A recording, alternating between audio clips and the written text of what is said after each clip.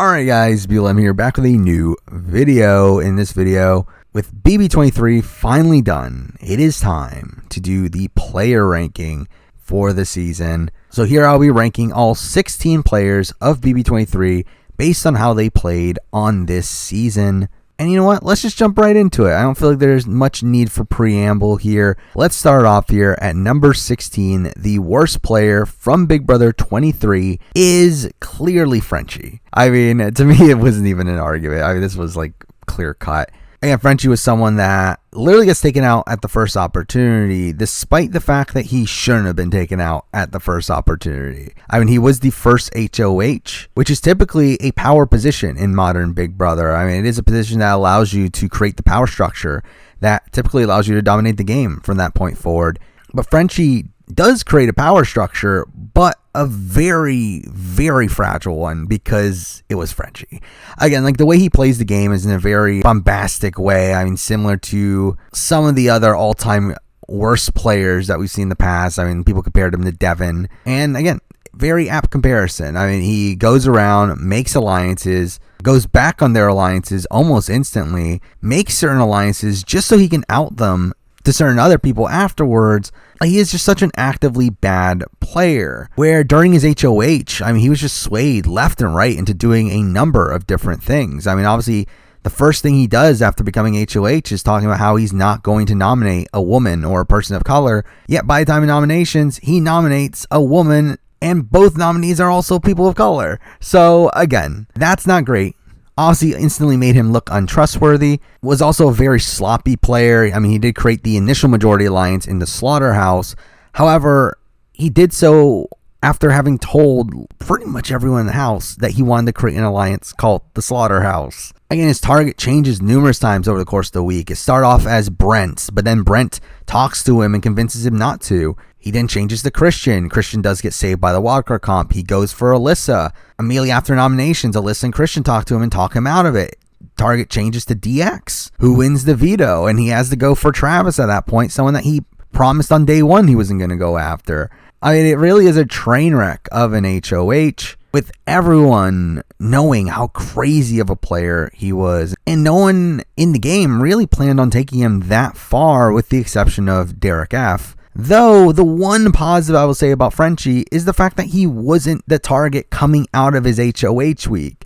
The majority of the people in the house were actually targeting Brent instead, but Frenchie then has to go and mess it up himself. Now, mind you, again, he gets a bad HOH result. Week 2 HOH being Kyland was one of his worst case scenarios, as Kyland was one of the few people that would have targeted him. But even then, he goes and blows up his game immediately afterwards, revealing all of his alliances, openly saying to both Brent and Whitney that he's done with the Slaughterhouse. I mean, he just does such actively bad work that makes him the target immediately afterwards. To me, it's such poor gameplay. Really one of the worst players we've seen. For me, Frenchie has to land here at number 16. Now number 15, moving on to another actively bad player, and that person is Brent. Now, I will say Brent has one major positive, and that is the fact that he convinced Frenchie to not target him on the offset. Where again, like Frenchie's initial target, just from the outlook, was he was going to target Brent. But Brent was able to convince Frenchie to not target him, and it's actually a good move. I mean, mind you, it's Frenchie that he convinces, but still, he started off as the target that week and later becomes Frenchie's number one ally. That is impressive. However, everything else he does in the game is bad. I think everything else he does is such terrible work. Again, he is a mostly bad social player. When that gets on everybody's nerves, specifically the women, he's a really condescending individual, and we see that in his conversation with like a DX in week 1, where he just really talks down to him the entire time. He is one that was, again, like in the majority alliance in week 1, but again, it was within Frenchie's power structure when, again, it's Frenchie. And once that crumbles, he still believes that power structure is still together, even though it simply isn't. And is really snowed by the entire house on his eviction week, where he thinks he's staying for most of the week. It's really not until like the day before that Big D tells him that he's in danger. And then from that point on, like obviously he kind of knew, but like it had to literally be fed to him that he was in danger for him to pick up on the fact that he was probably going home there. And as I said before, I mean, like he was going to be the initial target for week 2 from the majority of the house. Like Tiffany in particular wanted to target Brent at that position, but Frenchie blew up his own game so much that the target went on the Frenchie instead. But again, I still think Brent is a pretty bad player. One that has one major positive in him convincing Frenchie not to target him, but is overall still pretty bad. Lands here number 15. Now we're number 14, and this is where it gets interesting because I really debated over this for a while over where should this player land. Because again, on paper, this person made it very far. And at the end of the day, like, you do have the factor longevity to a degree in player rankings like this when you're assessing people that were on the same season. Now, again, it's not the end all be all, obviously, because like, what would be the point of the player ranking at that point? But I mean, really, I can't justify putting this person any higher than at number 14, and that person is Big D. Again, the runner-up of the season is at number 14 here, and I really feel like Big D is one of the worst players we've ever seen. Especially players that made it far into the game. Now, down the road, I do want to do a top 10 worst players of all time. And like, I can assure you, Big D's not going to be on there because at the end of the day, he does make it to the end. Like, he has proven that he can at least survive the jury phase of the game, which is like good enough, I guess. But I mean, he is so bad. Like, he is so actively bad in the game. And again, like, the reason why he is this low is because of how actively bad he is. Because I don't know if you noticed this or not, we haven't talked about the first boot yet. But to me, in the game of Big Brother, actively bad gameplay is worse than passive gameplay. And to me, Big D is actively bad. Like, Big D is someone that people say that, oh, Big D did nothing throughout the game. He did not do nothing. He just failed at everything he tried to do. He did so much, or at least tried to do so much, but failed at almost every opportunity, yet believed that he succeeded and became so delusional from that he ends up getting towards the end of the game thinking he's the mastermind of the entire season. I mean, there's so many things throughout the season that are just such terrible gameplay. I mean, he throws the hinky vote in week 1 and immediately afterwards tells people that I'm willing to take the blame for it, but I didn't do it, which is like, why are you saying that? Which that could have easily put a target on his back had it not been for other bigger threats being around. I mean, he has his entire tirade of we need to get all the women out and the women can't get the majority in the jury. A woman can't get to the end, and like all that makes him an opposition for all the women to where they should be targeting him. And even as big of a goat as he was still being talked about as someone that they need to get rid of to avoid taking someone to the end as a GOAT, all the way back from like final 11, where Claire specifically talks about wanting to get rid of Big D for that reason. He is really a player that was so benefited by the cookout to where I feel like he has no chance of making final 6 had it not been for the cookout. Now, yeah, like I don't think he's one of the first few boots. I do think he probably still makes the jury phase of the game, but I think 100%, like when he's on the block against Britini, I think that flip would have happened had the cookout not existed. And I do think his conflicts with Tiffany would have become a reality if it had not been for the cookout, to where I do think Tiffany would have gone after Big D.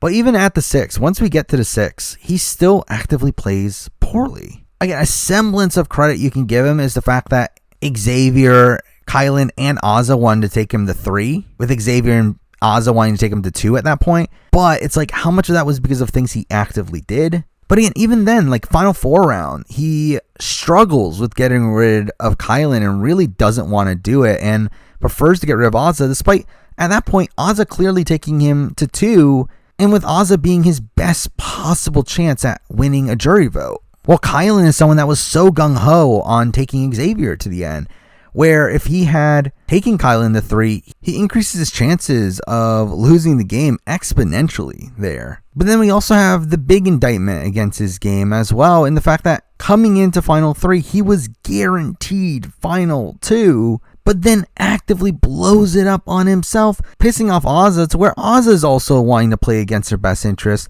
just to spite Big D, because she doesn't think he deserves it, which again is also a massive indictment there when he was guaranteed Final 2, and then we have him in Final 2 where it's very clear that the majority of the cast looked at him as a joke. The jury is literally laughing at him when he's explaining his game. Like really for me, like Big D is so terrible at this game, and again, actively sabotages his game throughout the season to a point where I don't think he would have made it far had it not been for the cookout. And to the point where, again, like the next few people who are very early boots that we'll be talking about, I think did less wrong in the game than Big D. And because of that, he does land here at number 14. Now number 13, as I kind of mentioned earlier, we do have the first boot of the season. We do have Travis. How did Travis get this high? I don't think Travis played well, obviously. I think Travis is still a mediocre player, but I feel like he did less actively wrong than the three we just talked about. Again, I think he was a very passive player. I do think he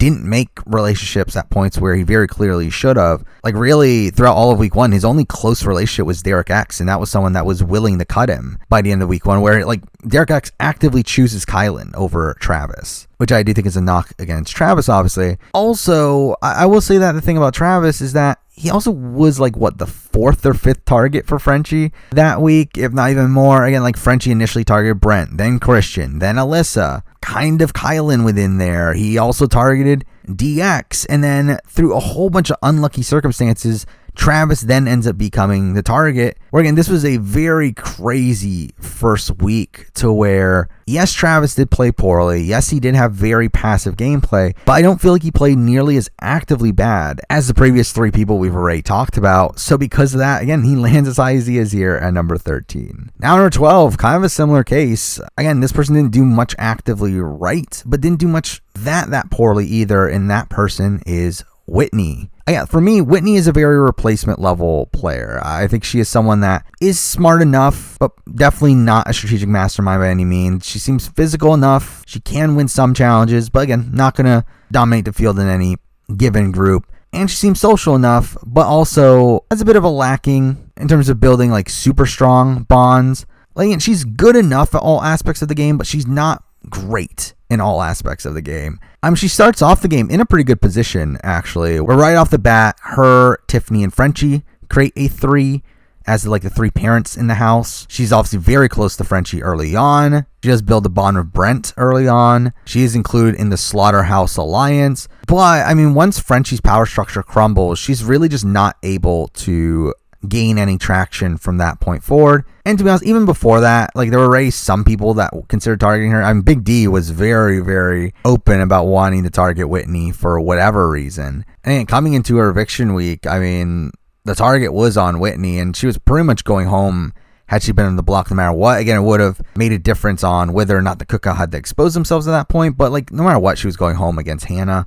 And she does get outplayed by Hannah, where Hannah actively saves herself by convincing Alyssa and Christian to go for Whitney instead of her. Obviously, Tiffany does a lot of work in putting the target onto Whitney as well, to where, again, once Brent was pretty much on his way out, it was very clear that Whitney was going to be right after him. So for me, Whitney is a player that can do well, as I do think she can be someone that isn't involved in the initial power structure. It's just a matter of whether or not that power structure stays together. And once it didn't stay together, she was just not able to really recover from that.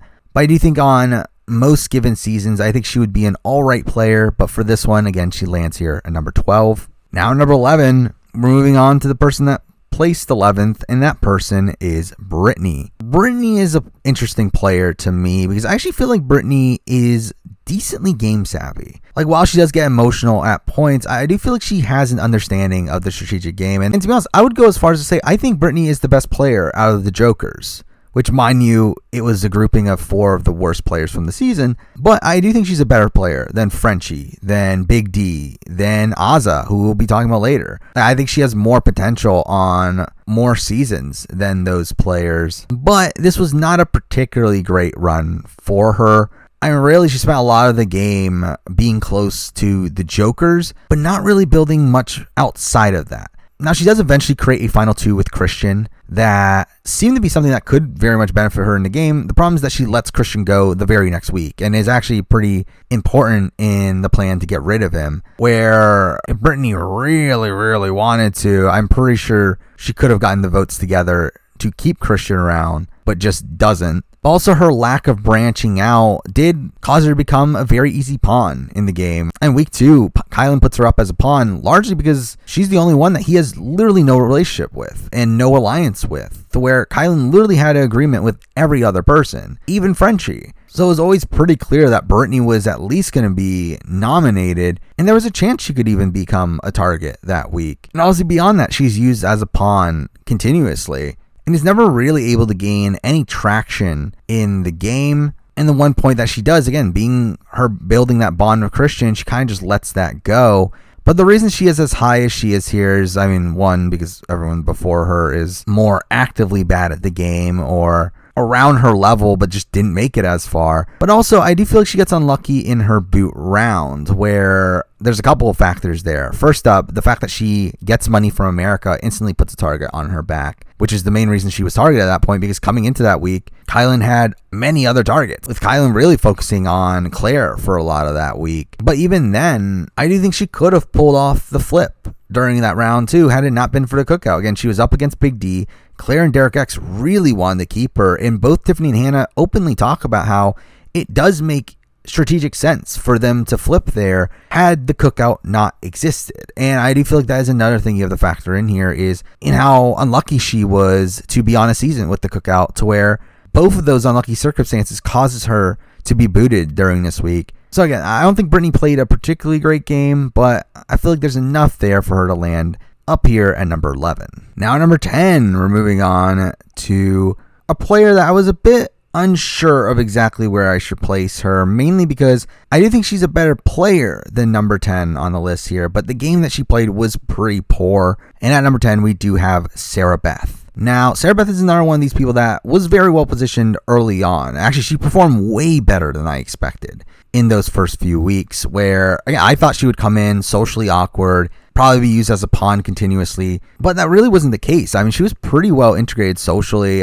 She had the Kings as a natural built-in alliance. She did build an alliance with Claire and Tiffany that seemed to be pretty strong, at least early on, even though that quickly crumbles, specifically due to her relationship with Kyland, which is her strongest relationship within the game, but also is the downfall of her game. Really, Tiffany ends up targeting SB from week 5 on, largely because of her finding out about how close Sarah Beth is to Kyland, to where Sarah Beth fully trusts Kyland in the early game and decides to leak information to him, specifically about her alliance with Tiffany and Claire, to which Kyland talks to Tiffany and accidentally leaks that he knows about their alliance, which makes it very clear that SB was the one that told him. And through that, Sarah Beth's game really goes downhill from there, to where Tiffany does obviously effective work, as it's Tiffany, in making everyone target SB moving forward, though SB gets very lucky in the fact that Christian was as big of a target as it was, which also, I will say that week, she essentially does get saved by Kyland. So through that, her relationship with Kyland did harm her, but also save her at least for that 1 week, where if it hadn't been for Kyland putting the target onto Christian to Derek X, she probably goes home there. And I did like her instincts of instantly turning against her team, though also it's like she really didn't have many other options at that point. She gets lucky the next round where Kyland wins HOH, as again, she was the target coming into that round. She wins HOH herself immediately afterwards, and then she gets taken out the very next week. And again, along the way, Tiffany is targeting her the entire time. She just gets lucky if competition wins. And also, she actively plays so terribly in her HOH week, where, yes, coming into the week, she was already the target, but she does absolutely nothing to fully recognize, one, the position that she's in, and then also just better her position, to where she decides to do the dirty work of the cookout in taking out Derek X, which, again, bravo to Kyland. Kyland is the one to manipulate her into doing so. But it's also actively poor play on Sarah Beth's end, to where while getting rid of Derek X isn't necessarily the worst move on paper, specifically without the knowledge that the cookout exists, but the fact that she was so easily swayed into doing this by Kyland, and also really gets nothing out of it either, while also ending up further cementing the fact that she is going to be targeted next week, is all pretty bad. And even on the week that she goes home, she doesn't really do an effective campaign at all. Really not even campaigning until the very last second. Again, it was never going to be effective, especially with the existence of the cookout. But even without that, with the relationships that Kyland had, even from outside the cookout at that point, I do feel like Tiffany would have been able to convince everyone to take out SB anyway. Really, SB, again, I think played poorly on this season, especially towards the back portion of her game. But I do think she is a competent player in the grand scheme of things. I do think if she were to return, I would feel pretty good about SB on any given season. She would probably be closer to 6, 7, or 8 on a genuine player ranking. But here, when assessing the game she played on this season, it isn't good. She's here at number 10. Now at number 9, and at number 9, we finally have the last pre-merge boot, and here we do have Christian. And for me, Christian is a player that does have a lot of potential within the game. I mean, he is one of the best physical competitors we've probably ever seen. Again, the way he dominated in challenges was incredible. I mean, he pretty much wins almost every comp that he participates in, and that is insane. Like, I believe he has one of the highest track records for comp wins in the history of the show. I do think socially he is solid. I mean, he's not perfect. Again, probably a bit too passive socially, realistically, but again, he is a solid social player. Again, people didn't dislike him.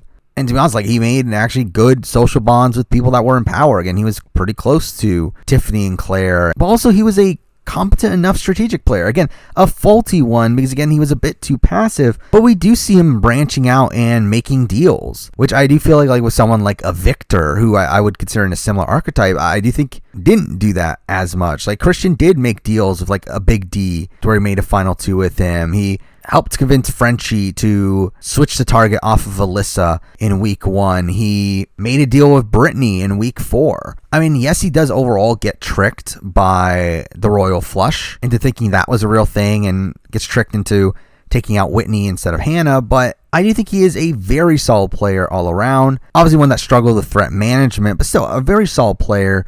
And in terms of the game he played on this season, I mean, again, like, I think it was pretty solid, but still very faulty. But again, everyone's game up to this point is faulty. I mean, he is going to be that week 1 target if it had not been for the wildcard comp, which you can knock him for. And again, I would knock him for in most situations, but again, we saw how good he was at competitions to where, again, for me, competitions do play more of a factor on Big Brother than they do in a game like Survivor, where, again, Big Brother inherently hands out direct power and direct influence over the game through competition. So I do think you have to factor in competition ability to a degree, especially in the case that we never actually saw Christian lose a comp that he needed to win. I mean, unlike most other comp beasts, they eventually do lose a competition that causes them to go out of the game. We never really saw that with Christian, and Christian got genuinely backdoored. He won HOH the week before his boot, couldn't win the wall comp, which I do think this specific wall comp was probably a good spot for him to win,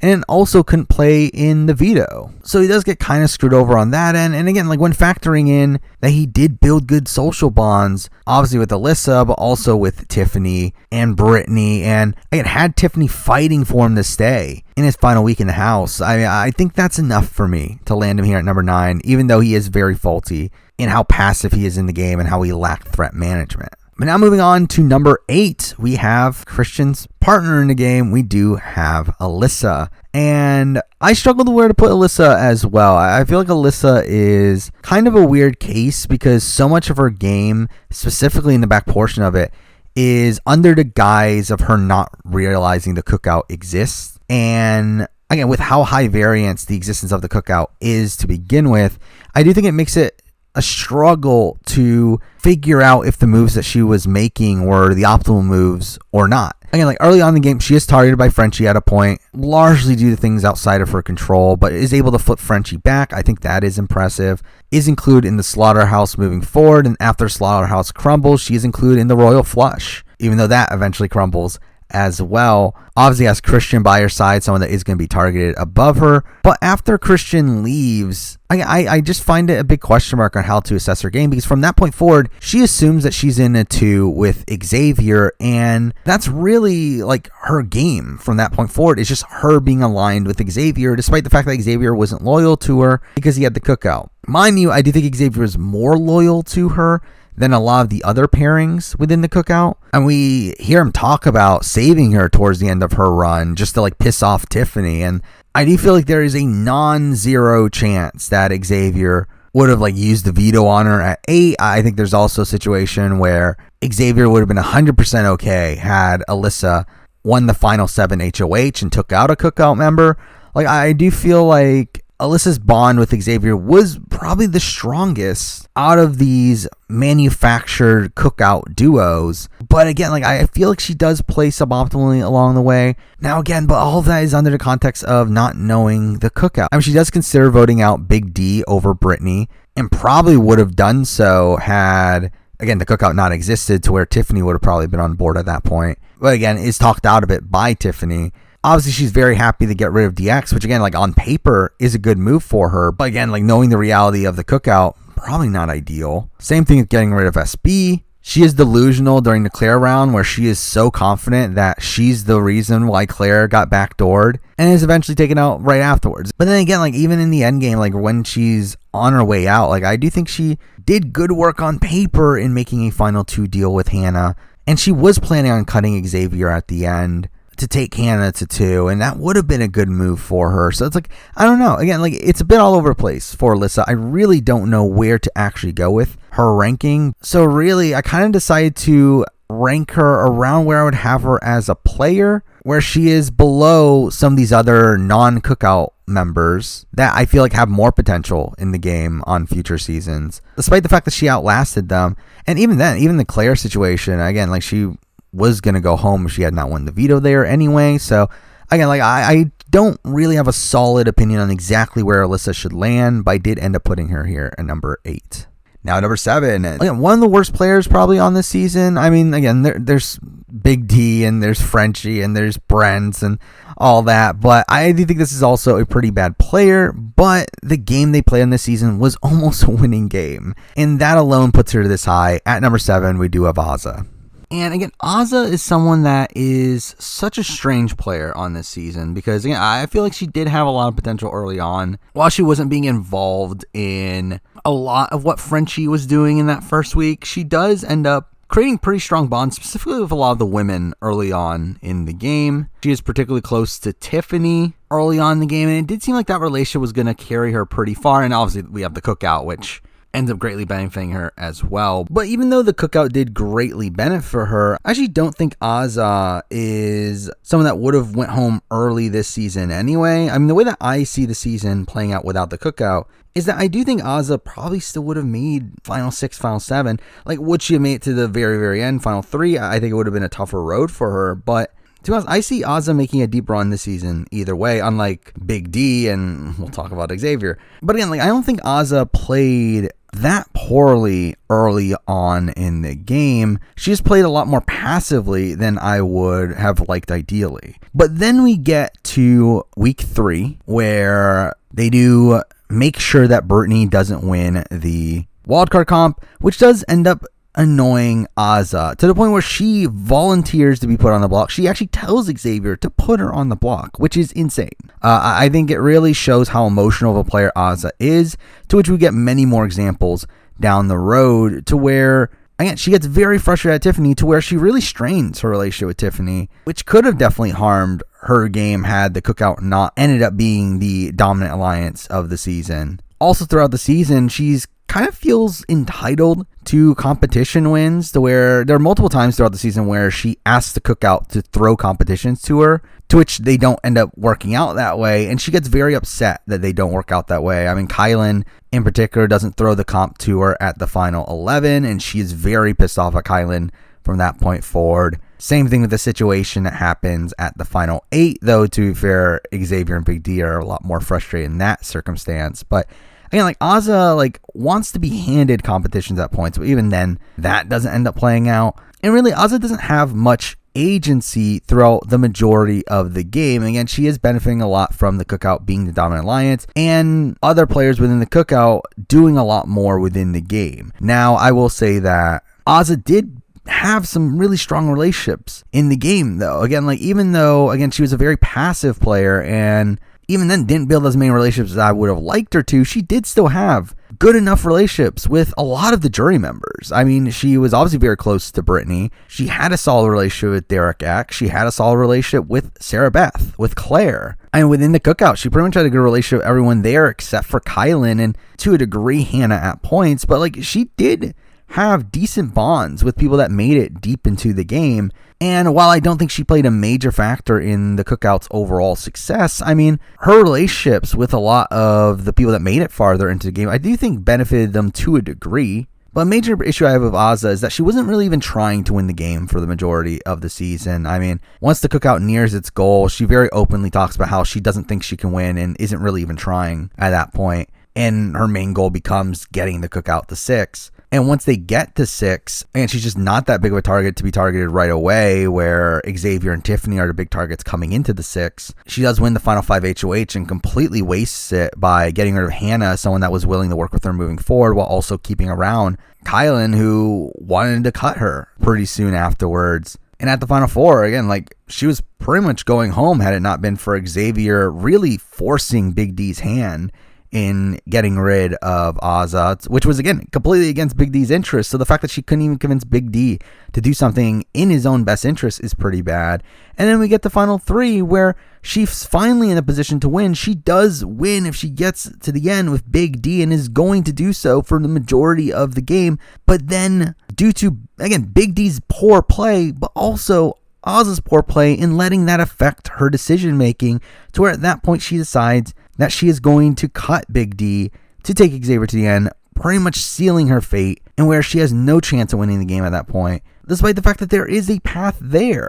And really, that path is one of the main reasons she is as high as she is, because, again, she almost won the game. Like, really, up until 2 days before the finale, she had a 50% chance at winning the game right there. But, again, she is such an emotional player to me that I do really struggle with where to place her on this list. Because, again, I think just naturally in my assessment of them as a player, like, Azah is pretty low. Like, she is probably around number 11, number 12 on this list. But again, when assessing the game they played on this season, like, it's also bad, but it's almost a winning game. In a situation where I do feel like there's a major difference in the players that are above her on the list and the players below her on the list. And I kind of feel like she meets the middle here at number 7. But again, it was a tough placement to really land on, just because I am very unsure on how to really rate her game here. But I did decide to go with number 7 here. And now number 6, and spoiler, we're about to get to the final 2 non-cookout members. And the main reason they are this high for me is because I do feel like had it not been for the cookout,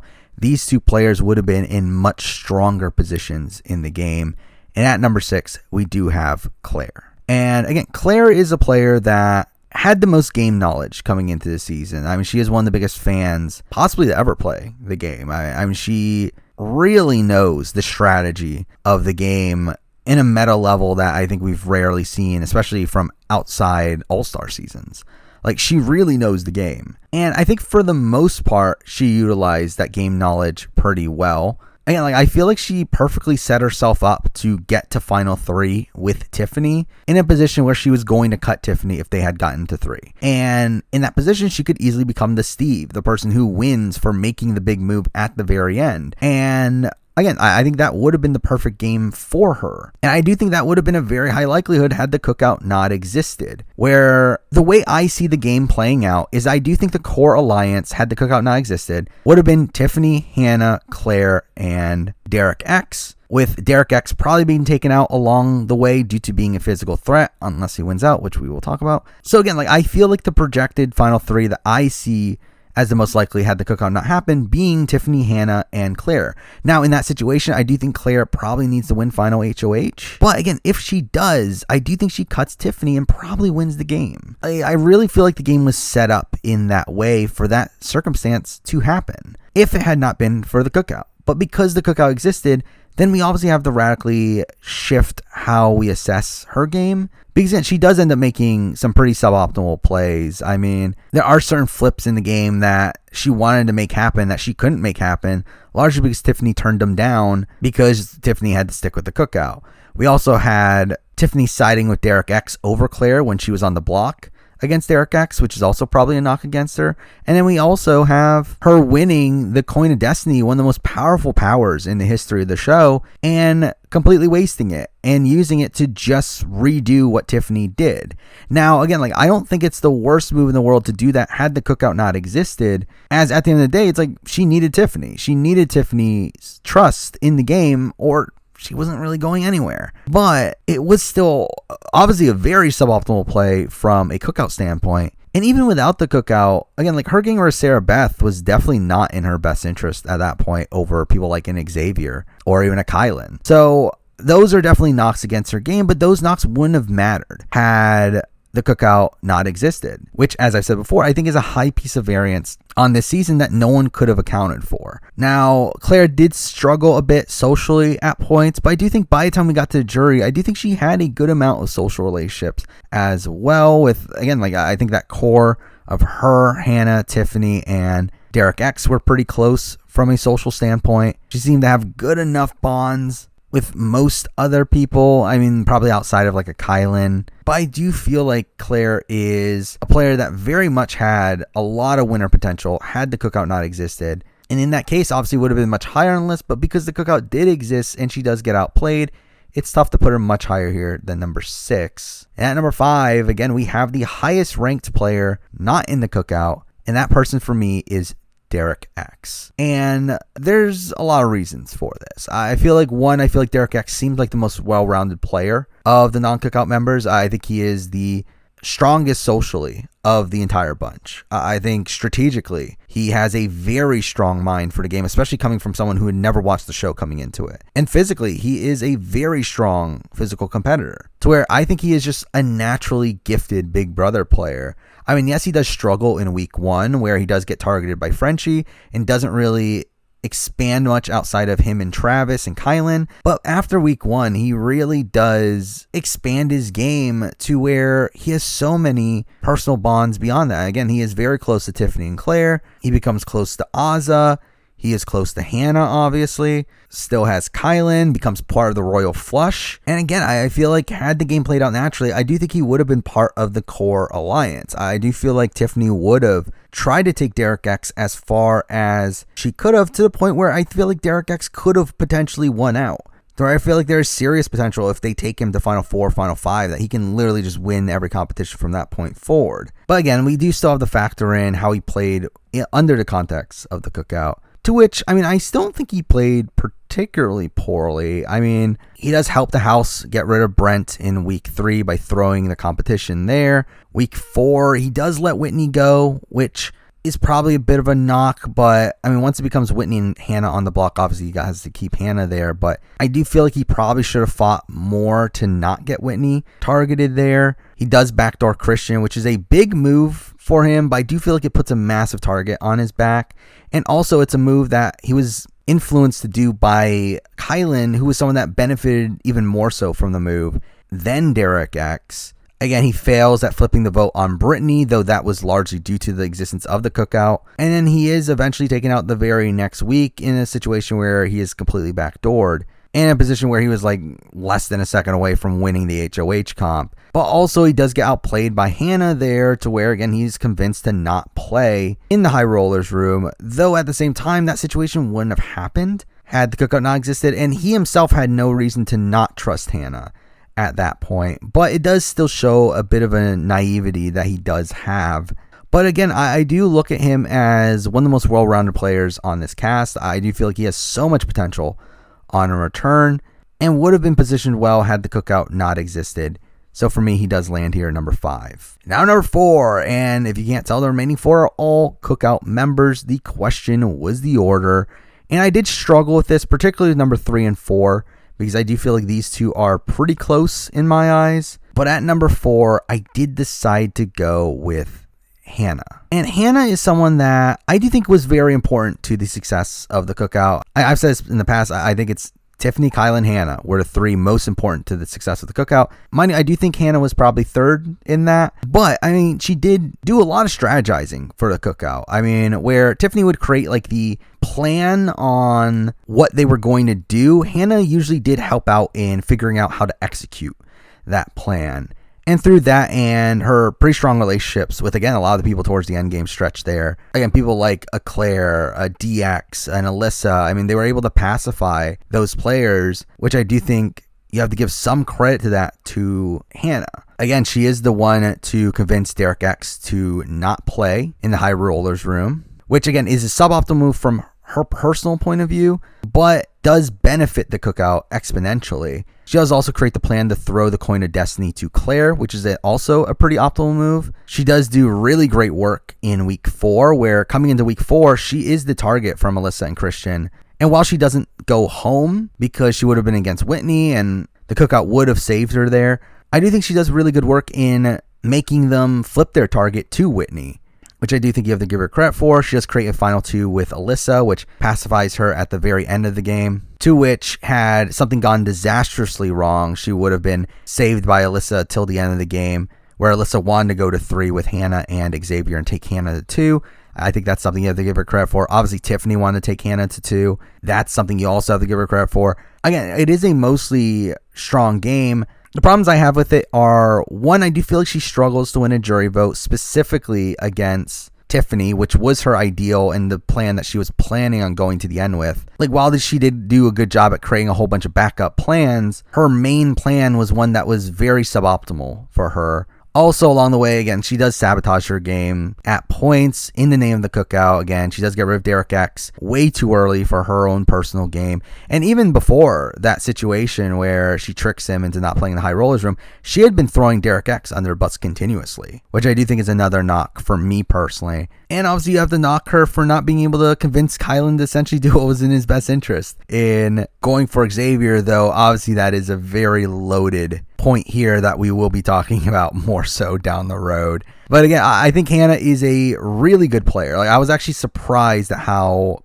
good of a player Hannah ended up being on the season. I do think she is one of the better strategic thinkers on the cast. I do think she positioned herself extremely well to make it to the end, up until the very, very end of when the cookout got to 6, as it kind of blew up on Hannah and Tiffany at that point. But up to that point, again, I do feel like she played well. But the main sticking point for me for why she is below the next 3 is because I do feel like she had less influence on the game than 2 of them, and also has more struggles winning a jury vote than the other. So because of that, for me, Hannah lands here at 4. Now, number 3, the person that I was, again, very close to putting below Hannah, and that is the winner of the season. We do have Xavier. And again, I've said this already in my review.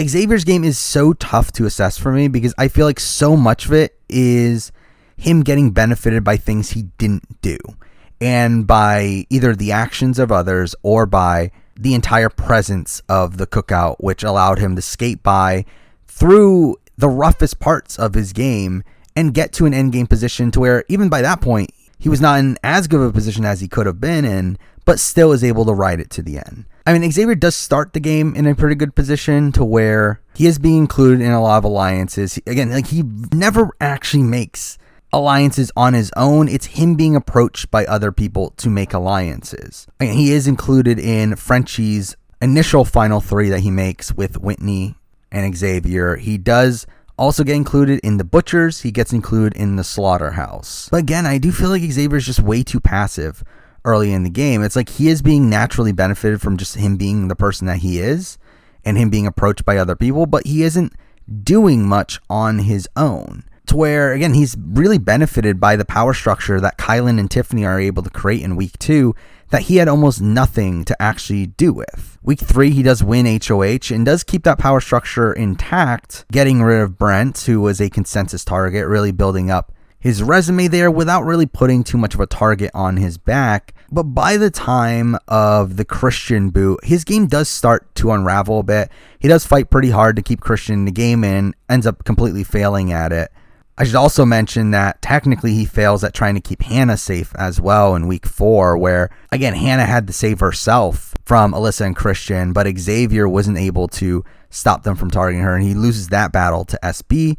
And also, really, I mean, his entire positioning within the Kings is very wonky, to where, again, he thought he was very well insulated within Christian and Alyssa, but Christian and Alyssa were actually much closer to Tiffany and Claire up until the week where Christian gets targeted. So again, that was just a completely bad read on his end of where he was in the game. But again, he fails at saving Christian.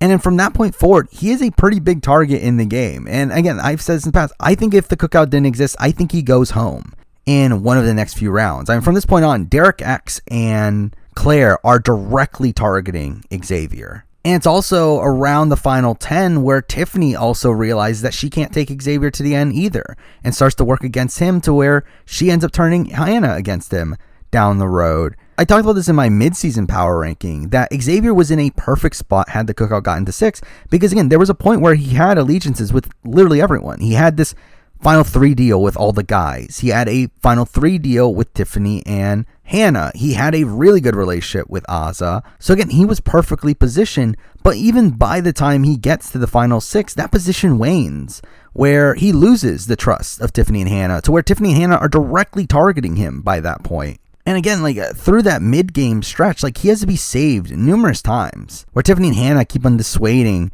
Claire and DX from going after Xavier. Again, Claire wanted to go after Xavier when she had the Coin of Destiny, but doesn't because of Tiffany's influence. SB wanted to go for Xavier initially on her HOH week, but has to be dissuaded by Kyland.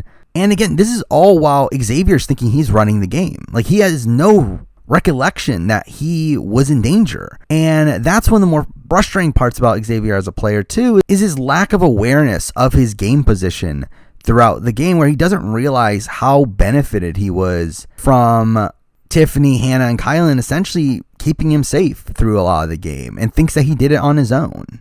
Obviously, we have the final 8 round, where at that point he gets really pissed at Tiffany and even considers using the veto on Alyssa, which is completely asinine and would have burned his relationships within the cookout. Once he gets to 7, there is a chance he goes home. If Alyssa wins that veto, he goes home at final 7, but is able to win the veto there. Again, is in a position where at final 6, if Tiffany or Hannah win HOH, he's probably going home. But this is also where his game gets benefited by Kyland. And I mentioned this in my review. Again, Kyland really created this entire concept of wanting to go to the end with Xavier completely on his own. Xavier did absolutely nothing to convince Kyland of this. This is mainly just Kyland's massive ego and the work of other people working in the opposite way than they intended.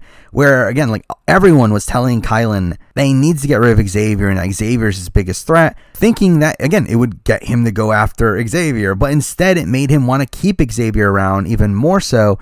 And again, has nothing to do with what Xavier did in the game. Again, he did absolutely nothing to get Kyland to keep him around for the next 2 rounds, outside of just saying okay when Kyland offered him a final 2. He does obviously backstab Kyland at 4, which even then is not his optimal move. Again, Kyland was taking him to final 2, to where he more than likely still wins against Kyland, while ending up taking Azah to the end, someone who wasn't going to take him. And again, it ends up working out for him because, again, that's how lucky Xavier is in the game, but it's still not the optimal move. At final 3, again, he gets benefited from Big D being Big D and essentially getting Azah to play against her best interests and want to take Xavier to the end. Again, it's a continuous trend throughout the game where he gets benefited from things that he doesn't actually do, and everyone else just makes bigger mistakes than he does for them to be targeted. Again, Xavier is someone that does make mistakes. He is not a flawless player. It's not like he avoided mistakes while everyone was making mistakes. He made mistakes. It's just they weren't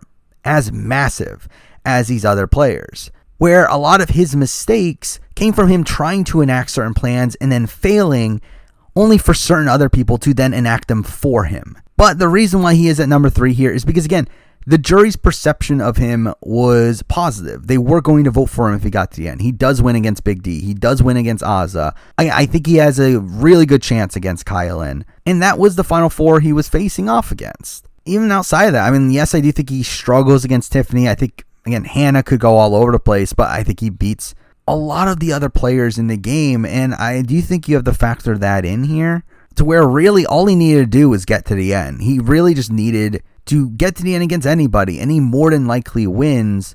But again, I just feel like that was due to so little of what he actually did on the season, to where I can't put him at number 1 or 2, just due to how unimportant he was to his own game and to the success of the cookout, which is the main dominant alliance of the season. So for me, he lands here at number 3. Now number 2. At number 2, again, 1 and 2 here are, to me, the 2 most important people for the cookout. But for me, there was a clear number 1. So at number 2, we do have Kyland. And Kyland, for me, played a really strong game up until the final 6. Yes, it was flawed. Again, he is a very flawed player, and we will definitely be talking about it, but he does pretty good work. Week 2 in particular, he does really great work, becoming the HOH, crumbling Frenchie's power structure, and setting himself pretty well moving forward, creating a final 2 with Tiffany, and essentially being put into most of the alliances that are being put together at that point. I will say that I would give Tiffany more credit for creating the actual power structure that forms during his HOH reign,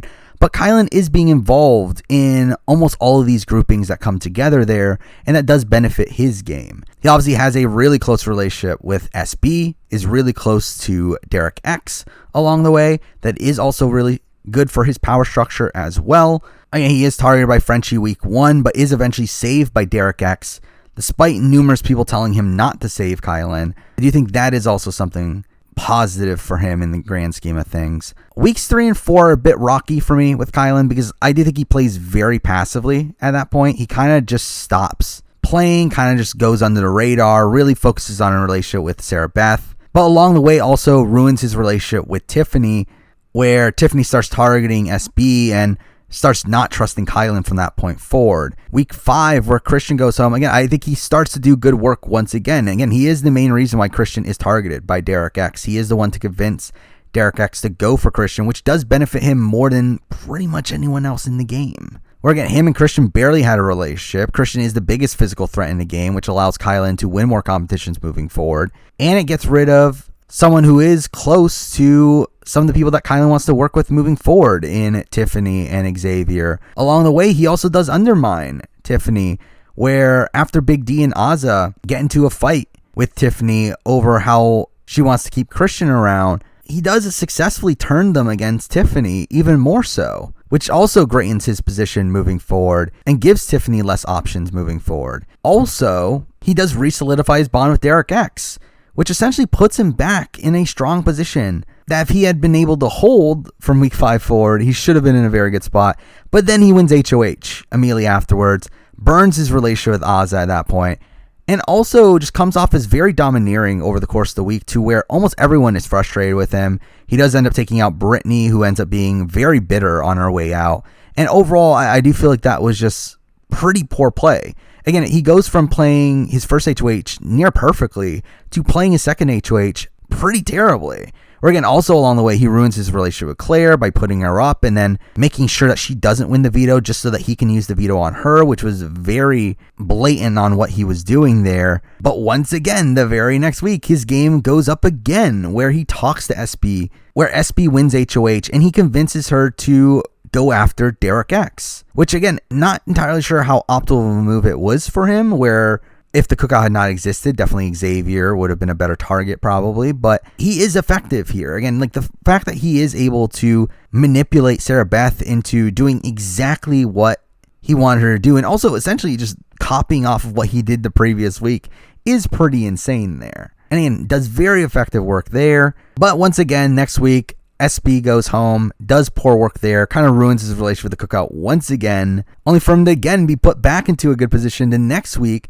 where at that point, Hannah and Tiffany had fully turned against Xavier, and Kyland gets added into their alliance as their third person at that point, while also having his relationship with Big D and Xavier as well, putting him in a pretty solid spot come into the final 6, where Tiffany and Xavier were essentially going to come after each other. And with him being pretty much the biggest comp threat left in the game, I mean, again, very impressive how he was able to position himself there, though again, how much of that do you really give him credit for? But this is also the point where his game goes downhill, in the sense that this is where it becomes very clear how he's going to approach the end game, where we officially find out that he is trying to take the best to the end, which again had been assumed beforehand. Like, we have heard him talk about this, but this is the first time we hear him explicitly say that he's struggling between taking Tiffany or Xavier because he wants to take the best to the end. Both people who probably beat him at the end, which is not ideal. And the fact that he later sabotages his own game to take Xavier further in the game, taking out Tiffany at 6, having the power at 5 with having the veto to really take out anyone that he wanted to, and still keeping Xavier around to take out Hannah, only for Xavier to backstab him at 4, is pretty bad. Again, that is all really terrible, because like Kyland could have easily been the winner of this season. I feel like the path was very openly there. If he gets rid of Xavier at 6, he is pretty much primed to win the game at that point. He just needs to not get to the end with Tiffany, and I do think he beats everyone else there. But because of his misguided notion of needing to beat the best at the end, that was never going to happen, and that is the biggest knock against his game. And to be honest, it's probably one of the more troubling aspects of his game to me. But again, considering how important he was to the cookout throughout the season, how much effective work he did throughout the season. Despite all the flaws that he had, I do still feel like he should be here at number 2. Now number 1, the number 1 player from BB23. Again, kind of a weird case because obviously typically the number 1 person on the player ranking is someone that at least makes the top 3. But here we're going back all the way to 6th place. We do have Tiffany. Tiffany played one of the most impressive non-winning games in the history of the show to me. I mean, in many ways, I do look at her kind of similarly to how I would look at Eric Stein, in the fact that she played with her hands tied behind her back. She wasn't really able to play the game that she really wanted to, due to her wanting to succeed in this goal of getting the first ever black winner, which again is a very noble goal, but one that does end up harming her game by putting her in a position that wasn't optimal, despite her very clearly being able to get into an optimal position. I mean, she completely runs the house early on. I mean, week 1, she does a really good job at building relationships, and even though she is left out of Frenchie's initial power structure, she is still really solidly positioned there. And then once week 2 happens, she takes control of the game and really doesn't let go until the very end, where week 2, again, she sets up the power structure and really takes away a lot of the power from Kyland, where like, even though Kyland, again, is also very important in the creation of the power structure there, it's really Tiffany doing a lot of the work and really sets up the game moving forward, where she does create the royal flush, sets up targets down the road in Frenchie, Brent, and Whitney, who end up going out back to back to back. She does also have the cookout at this point, obviously, as something to fall back on, while she also builds really strong alliances with Kyland, with Hannah, with Derek X, with Claire, with SB at this point, with Xavier, with Azah, with Alyssa and Christian, who are 100% on her side over Xavier at this point. Like, it is insane how well positioned she was here in week 2. And her power structure ends up playing out as expected, where Brent and Whitney go home back to back. And while there is a little bit of a struggle during the Whitney week where Hannah is a target at a point, they are able to get through that. But it's also during that week that Tiffany's game shifts, where, again, like up to that point, she had been playing a more individual game. The cookout had been more so an agreement that they were planning on getting to at least the jury phase, but not necessarily to the very end. But this is where Tiffany comes up with a master plan to where it essentially dictates the rest of the game. I mean, she had 2 very open paths. I mean, she could have played the game individually, and in that case, I have a lot of confidence in the fact that she would have made it to the very end due to how many relationships that she had. I don't really see a way she goes home before final 3, just due to how well positioned she was in that scenario, where again, she has a potential core in Hannah, Claire, and DX. She also had really good relationships with Kyland and Azah, who could have been on the outskirts, while also having good relationships with Christian and Alyssa that could have helped her out as well. Like, again, it was there. Her winning path was literally there, where again, like, I think Tiffany wins the game at the end against anybody. Under any scenario, I think she wins if she gets to the end, and she just needed to get there, but actively chose the harder path because of her mission. It is a very noble goal, but it does end up ruining her game. But even though it does end up ruining her game, she does so much impressive work to make that a reality, where again, she creates essentially a fake game. Like, she essentially makes the cookout so hidden that everyone outside the cookout is thinking a radically different game is happening than the reality. Again, like, she does use the brigade strategy, but executes it near flawlessly. Again, the strategy of having a secret alliance, but having parachute alliances within those secret alliances. Now, I will say, was benefited by the entire notion of the cookout. Again, like, having this cause the fight for makes it so it's less likely that your parachute alliances become the real alliances, as we have seen in previous secret alliances. But again, she is the one to set up these pairs. I mean, she essentially manufactures these pairs. And through these pairs existing, it makes everyone outside of the cookout essentially look at the game through the lens of those pairs. And obviously, like, if those pairs are nominated together, they can just vote out the non-cookout member. Again, like, it is very brilliant execution of a very basic strategy. And that essentially allows the cookout to ride all the way to final 6. Now, along the way, Tiffany does try to do more. And I will say that there are definitely negatives within all of this. I mean, she does try to flip the vote against Christian and actively fails at it. Again, like, she wants to keep Christian around but is not able to flip over any of the jokers in order to make this plan a reality. And it's not even like it was against the cookout to be making this move.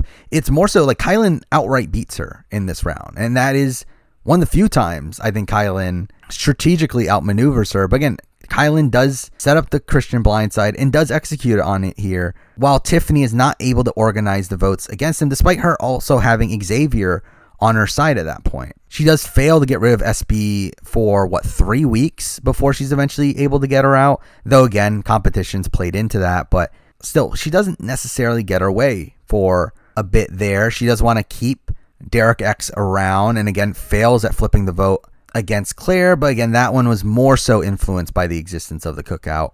And then we have her final 8 week, which I think is terrible. Again, the fact that she wins that HOH there, I think really just doomed her game from that point forward, to where at that point Xavier went all in on his anti-Tiffany tirade, where Tiffany was always going to be at the bottom of the cookout in his eyes from that point forward, despite them being pretty close beforehand. She also has to end up getting rid of Claire anyway, which doesn't really end up benefiting her moving forward. She also ends up losing the loyalty of Kyland around this time in the game, though again, it's Kyland, so there is some wonkiness there. But again, like, the final 8 round is really the downfall of Tiffany, where it ends up further solidifying Xavier and Big D. It's this time in the game where Kyland turns against her, to where she's the clear target at 6 if her or Hannah do not win HOH, which obviously ends up happening. But again, this is a situation that wouldn't have happened had the cookout not existed. And I do think on a normal season of the show, I think it's very likely that Tiffany is the winner of the season, if not at least final 3, final 4. It is so unlikely that she goes home if she's able to take the people that she's close to the end. Again, if she's able to take Claire further into the game, she's able to take DX further into the game, and if she's able to get Xavier out earlier when she wanted to at like final 9, final 10, and get rid of Big D probably even earlier than that. Again, like, she is so well positioned at that point, but wasn't able to do so due to the cookout. But even in all the faults that she had, and despite her knowing she was going into an endgame scenario that was not beneficial for her, she even executed that plan near perfectly as well. So again, she's not a flawless player. I've talked about her flaws, but I do think she is clearly the best player on this cast. I think she is one of the best non-winning players in the history of the show, and she lands here at number 1. And there we go. I mean, that is my player ranking for Big Brother 23. We're finally done with Big Brother season. Now, moving down the road, obviously, the focus of the channel will shift a bit more towards Survivor. Definitely got some big Survivor videos coming up pretty soon. But I will be back, obviously, for Celebrity Big Brother 3 next year, and also BB24. Got Big Brother Canada next year as well. Also, there's a few Big Brother videos I want to do here and there moving forward. Definitely would like to do more Big Brother What Ifs and certain other rankings that hopefully I get to down the road. But for now, that is the video. Thank you for watching.